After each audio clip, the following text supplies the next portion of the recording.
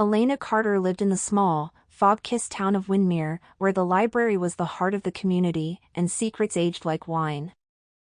Every morning, she walked the cobbled path from her cottage to the old brick library, nodding to the same faces she saw since she was a child. But no one really knew Elena. They saw her kind eyes, her soft smile, her calm. What they didn't see were the nightmares she carried, the voice of her younger sister, Lila, who went missing 10 years ago and was never found. Every year on the anniversary, Elena would light a candle and place it on the library's window ledge. She never explained the ritual. And no one asked. This year, though, something changed. It was a rainy Thursday when Noah Reeves stepped into the library. Soaked in mystery and charm, he looked like someone torn from another century, leather satchel, corduroy jacket, and a faraway look in his eyes.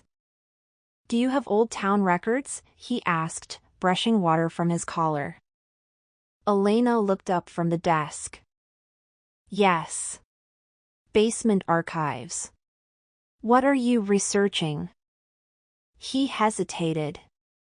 "The Carter family." She froze. "Why?" "I'm researching the town's history for a book," he said quickly. "The Carters were among the founding families, right?" "Yes," she whispered. "They were." Noah's presence stirred something inside her. Not quite fear. Not quite comfort. Something in between. Over the next few weeks, Noah kept returning.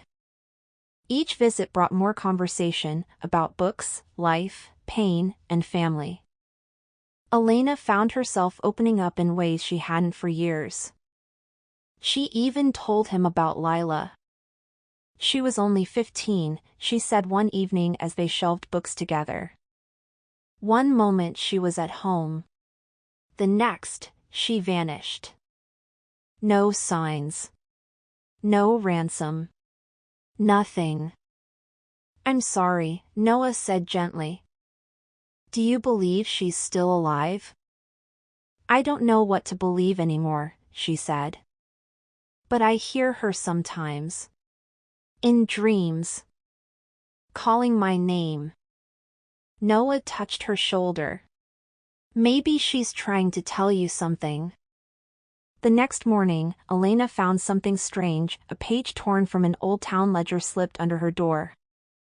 It listed the Carter family name and, underneath, the name Margot Carter institutionalized, 1996. Her mother. She had never known why her mother disappeared when she was a child. Elena confronted Noah. "Why are you really here?" she asked, holding up the ledger page. "This was left at my door." Noah's expression shifted. "I didn't leave it," he said. "But I did find more about your mother. She was sent to Ravenwood Asylum after claiming voices told her her daughters were in danger." "Why would she say that?" "Because," Noah said, lowering his voice, "she believed someone was after your family. Someone connected to the original founders.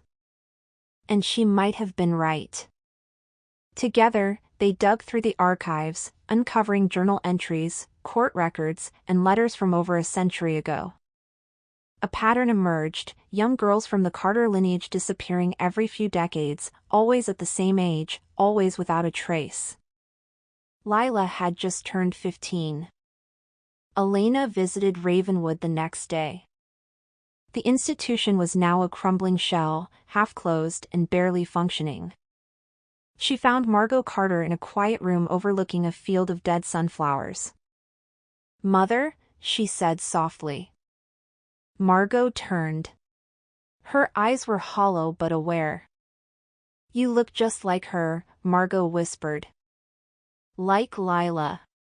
Like me before the voices came. Why didn't you ever come home?"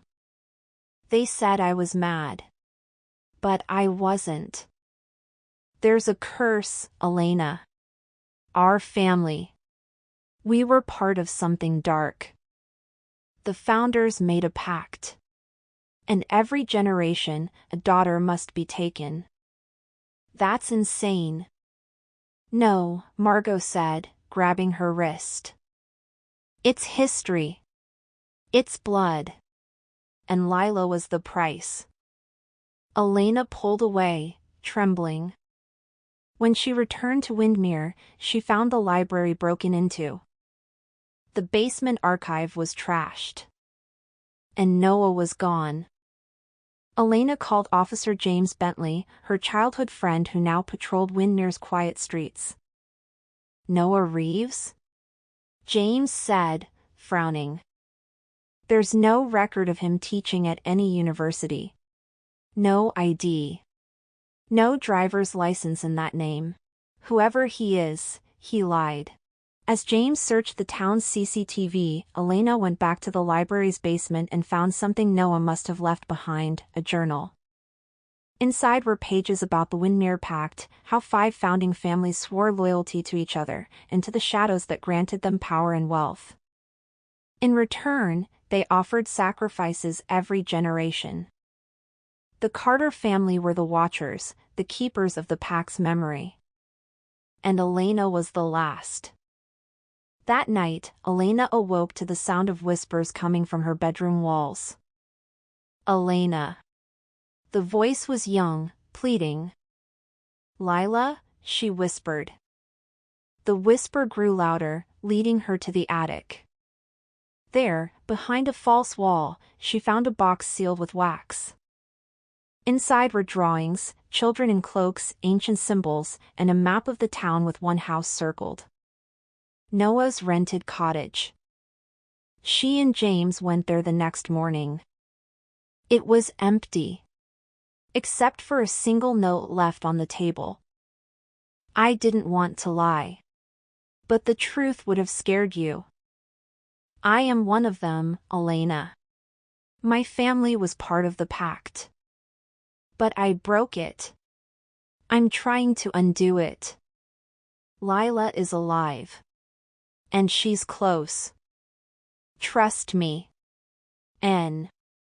Using the old map, Elena and James followed the path through the woods to the ruins of an old chapel.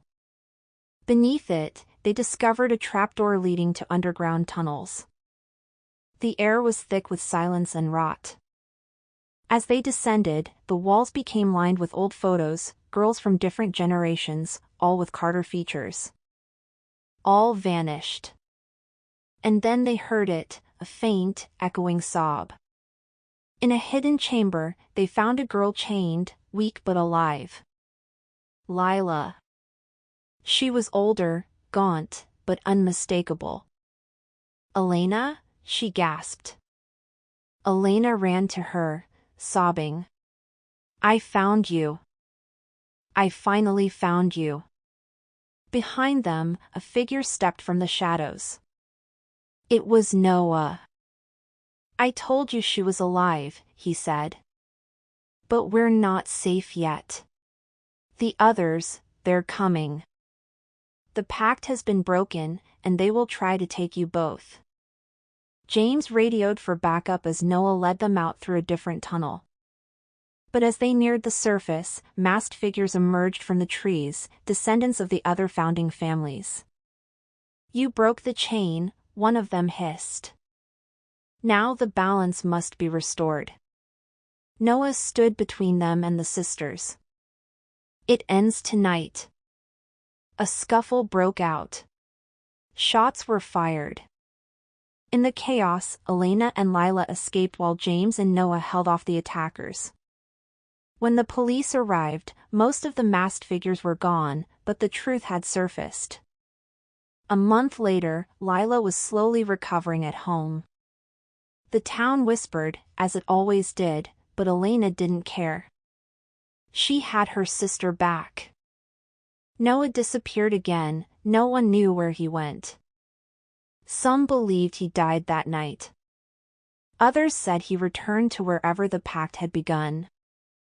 Elena continued working at the library, but she also started writing, a book about Windmere, about her family, and about the price of silence. And every year, on the day Lila was found, she lit 2 candles. One for the sister she never stopped looking for. And one for the man who reminded her to keep listening to the whispers.